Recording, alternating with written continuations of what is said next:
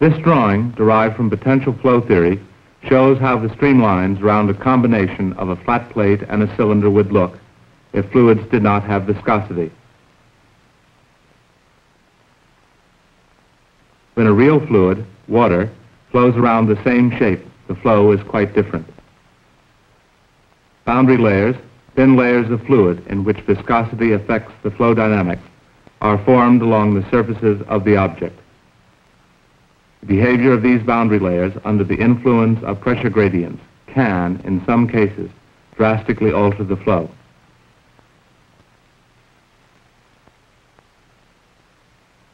This streamline pattern is very nearly what one would predict from inviscid flow theory. Because the Reynolds number is large, influences of viscosity are confined to a narrow region close to the surface of the wing. The primary effect of viscosity is simply to create a drag force on the wing through the integrated effect of surface shear stress. As the angle of attack is increased, viscous effects become more pronounced. Pressure gradients imposed on the boundary layers become more severe, and separation occurs on the upper surface. Now the airfoil is stalled. A region of recirculating flow is formed over the upper surface of the wing.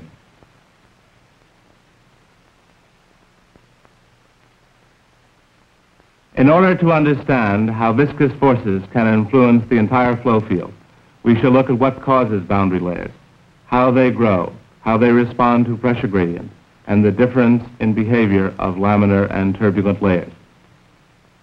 Before attempting to understand the boundary layer flow over this object, we shall look at the flow of a viscous fluid along the flat plate alone. These streamlines of water flowing in a channel are made visible with hydrogen bubbles generated by electrolysis. The flow is uniform and laminar. The fact that the timelines, the vertical patches of bubbles, remain perpendicular to the streamlines shows that the unobstructed flow is free of vorticity. Here is the flow over a plate. The flow is two-dimensional and laminar. Upstream of the plate, the flow is still uniform, but in the fluid layers near the plate, the velocities are much lower and vorticity is present. In the narrow boundary layer region adjacent to the plate, the shearing forces and inertia forces are of equal importance in determining the motion of fluid elements. Outside of this region, the shear stress can be neglected.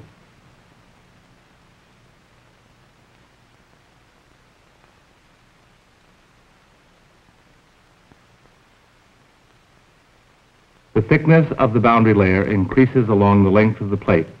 Fluid deceleration is transferred from one fluid layer to another by viscosity.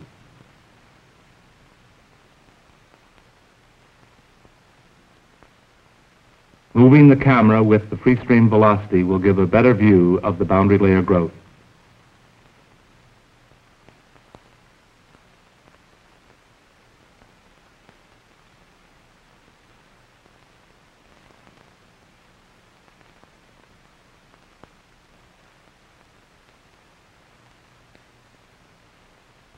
The velocity throughout the boundary layer is less than that in the free stream. There is no slip between the plate and the layer of fluid immediately adjacent to it. At the plate, the relative velocity is zero. This is the no-slip boundary condition of viscous flow. The displacement of the bubbles corresponds closely to the velocity profile in the boundary layer. The thickness of a boundary layer is sometimes defined as the distance delta from the surface to where the velocity u reaches some fixed percentage of the free stream value. For our purpose, we will use 95% of the free stream velocity to define the thickness of our boundary layer.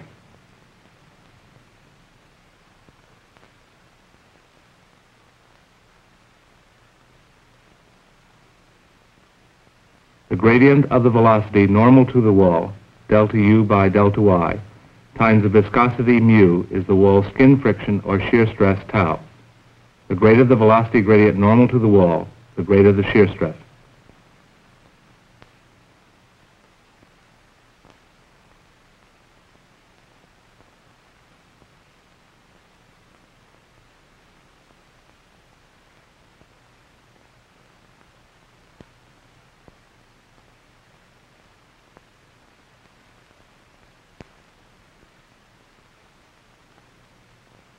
Upstream, the velocity gradient is fairly large.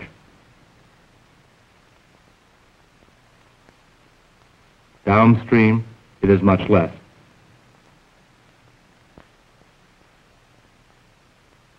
This composite photograph compares the two velocity profiles.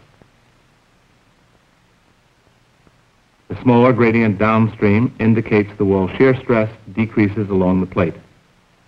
The growth of the boundary layer thickness along the plate can be explained by considering the time history of the vorticity within the boundary layer.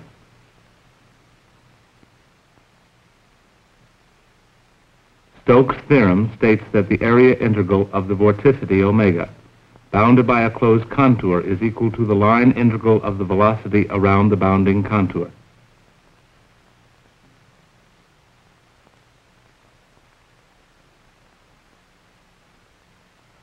The circulation gamma is the sum of the vorticity enclosed by the contour.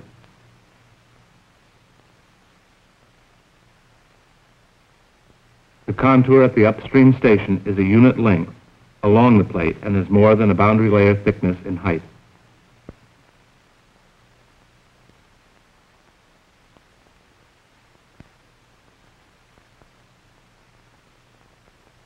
At the top, the local velocity is parallel to the contour, but in the opposite sense.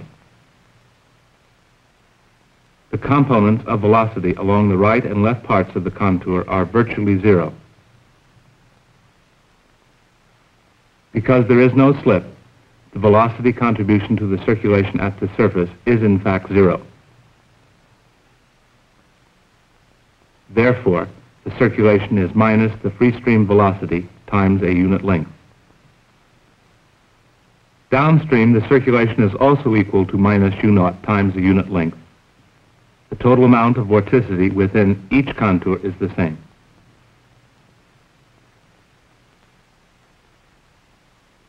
Because there is no vorticity upstream of the plate, and because the circulation per unit length along it is constant, we conclude that all of the vorticity in the boundary layer is introduced at the leading edge. But the distribution of vorticity normal to the plate changes along its length.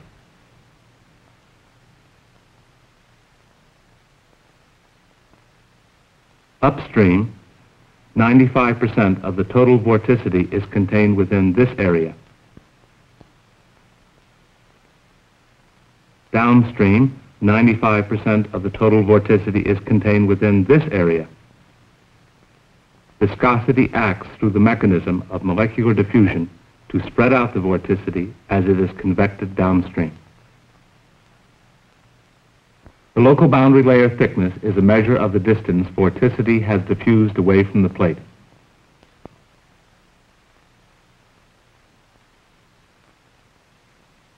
We can relate the factors controlling this growth process in the following simplified manner.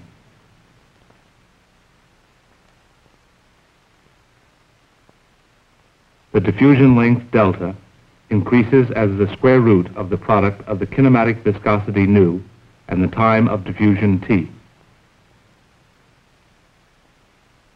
At a distance L from the leading edge, the diffusion time is proportional to L divided by the free stream velocity u0. We combine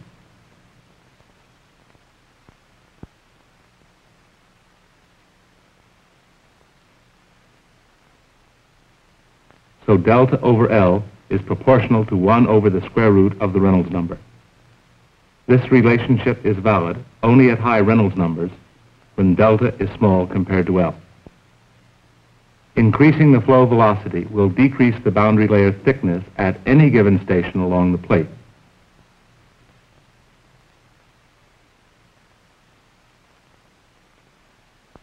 To see this effect, here is the normal flow.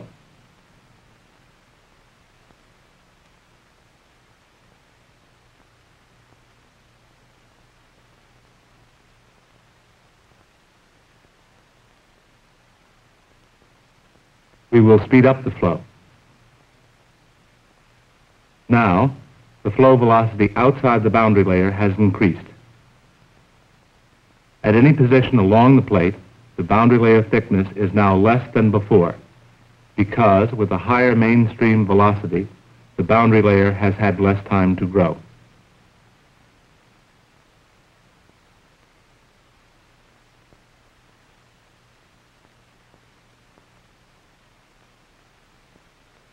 We have seen the behavior of two-dimensional boundary layers on a flat plate in a uniform velocity field.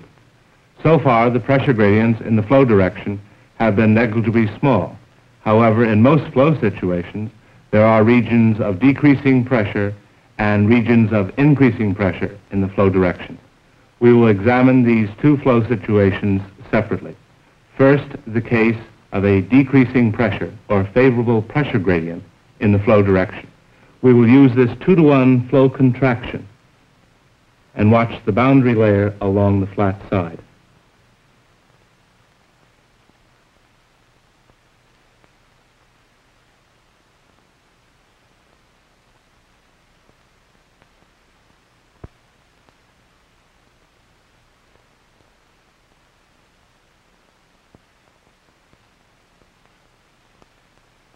The upstream boundary layer is growing slowly as it enters the contraction.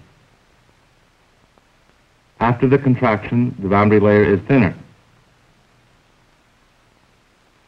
Note that the distance from the wall to the streamline downstream is about half what it is upstream, because the two-dimensional flow contracts 2-to-1.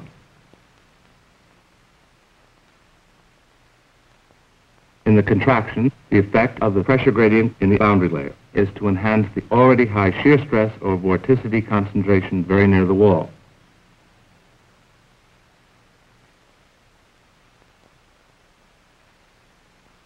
It is as though a new boundary layer were being generated within the old.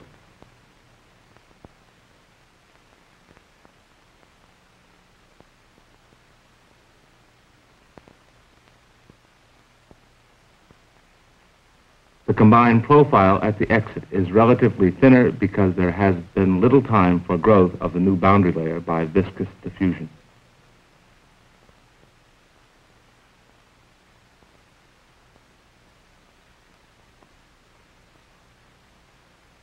Using vorticity arguments, we can see that the vorticity added to the boundary layer by the contraction has had little time to diffuse.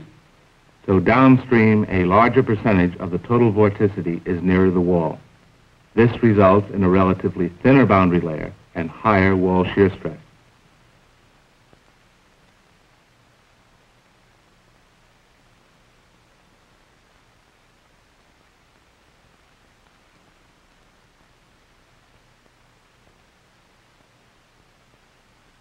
On the other hand, in a divergent channel, the boundary layer becomes thicker, with a corresponding decrease in wall shear stress. In this case, we have an unfavorable pressure gradient. The increasing pressure associated with a decreasing mainstream velocity decreases the velocity in the boundary layer, so velocity gradients and shear stress are less, and the boundary layer is thicker.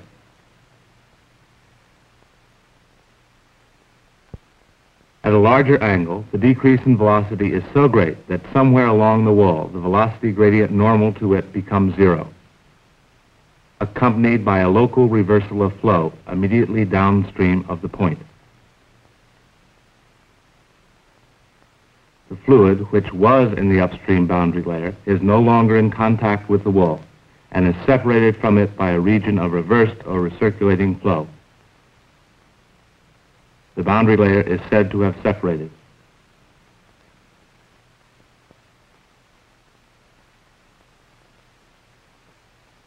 The point on the wall where the fluid in the upstream boundary layer meets the fluid from the region of flow reversal is called the separation point. The wall shear stress is zero there. Here, the point of separation of the laminar boundary layer is near the first wire.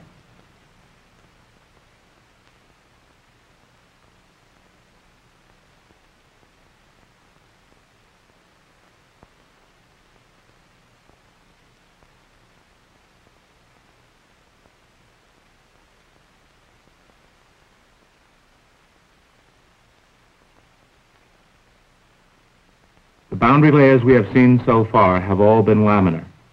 However, in most practical high Reynolds number situations, the boundary layers are not laminar. Rather, they are turbulent. Flow along a cylinder filmed with a high-speed camera can show the stages in the transition of the boundary layer from a laminar one to a turbulent one.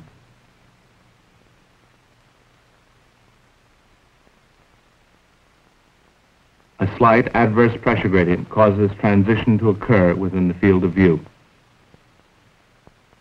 The steps in the transition are very complicated and interdependent.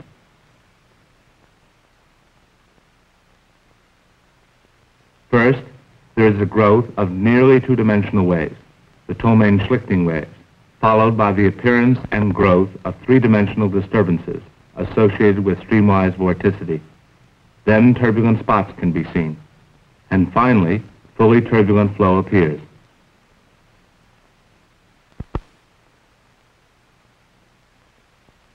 Here, the exact position where growth of two-dimensional disturbances begins depends on random small-scale fluctuations in the flow, and therefore varies with time in a random way.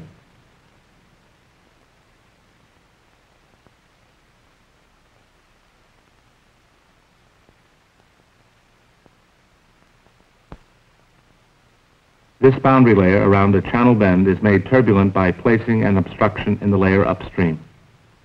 The obstruction stimulates the naturally occurring processes and hastens the onset of transition. The flow here is all downstream.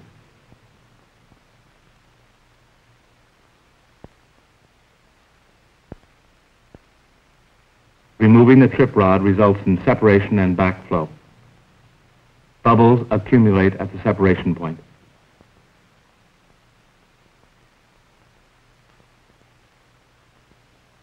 In this diffuser, which was used before, we have made the bottom boundary layer turbulent by inserting a trip rod upstream.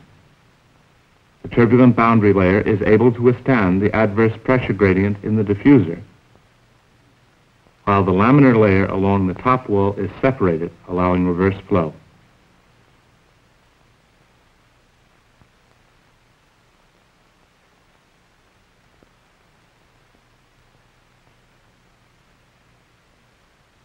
These timelines show that in the turbulent boundary layer, there is no separation. The overall flow is downstream.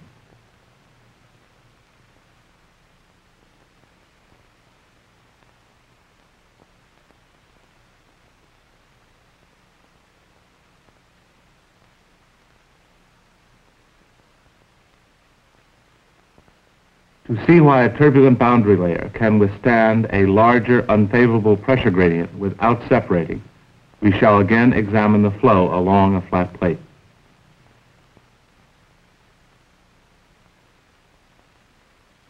The boundary layer on the bottom side is laminar and two-dimensional. On the top side, the boundary layer has been tripped by a wire placed well upstream. Unsteady motions in the turbulent boundary layer are three-dimensional. Some of the motions are perpendicular to the plane of view.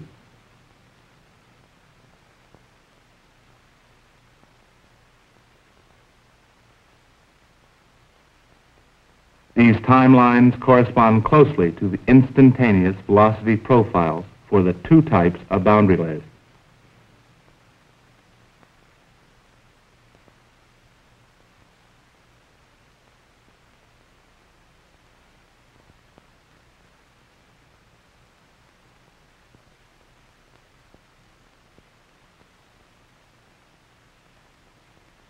Superimposing a number of displacement lines enables us to obtain a mean velocity profile for the turbulent layer and the laminar layer, and at the same time gives an experimental notion as to where the fluctuations occur and how large they are in the plane of mean motion. In this photograph, we can compare mean laminar and turbulent profiles. Here is the laminar one, the turbulent one. And here they are superimposed.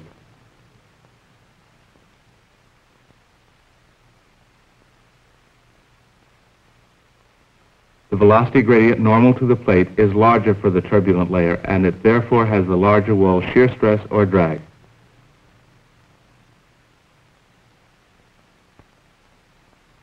The circulation is the same for both layers. Both boundary layers therefore contain the same amount of vorticity per unit length of the plate. However, the distribution of vorticity in the two layers is very different. There is more vorticity near the plate in the turbulent layer. The distribution of momentum in the two layers is also different.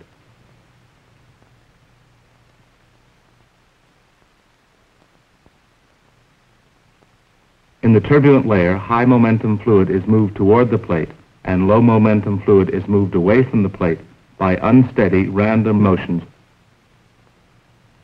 There are larger shear stresses and more momentum in the turbulent boundary layer than in the laminar layer, and the turbulent boundary layer is slightly thicker.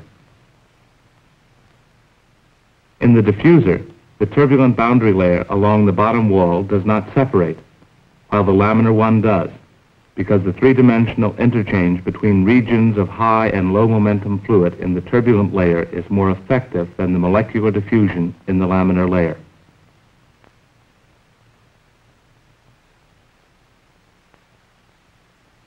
Similarly, a turbulent boundary layer on the upper surface of this airfoil prevents large-scale separation, or stall, until a very high angle of attack.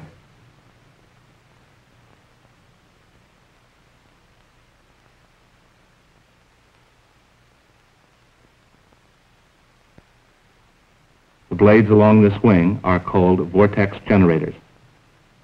They introduce axial vorticity, which enhances the naturally occurring rotary momentum interchange in the already turbulent boundary layer.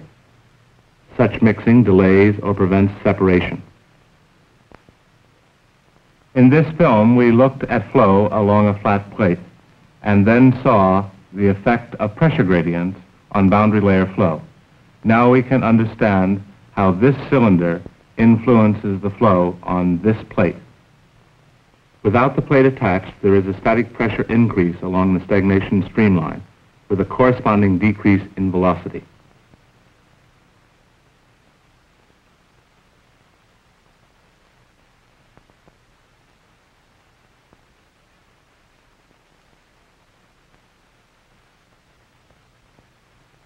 When the plate is attached, a positive pressure gradient is imposed along the plate in the flow direction. This unfavorable pressure gradient causes boundary layer separation, and the flow field is radically altered.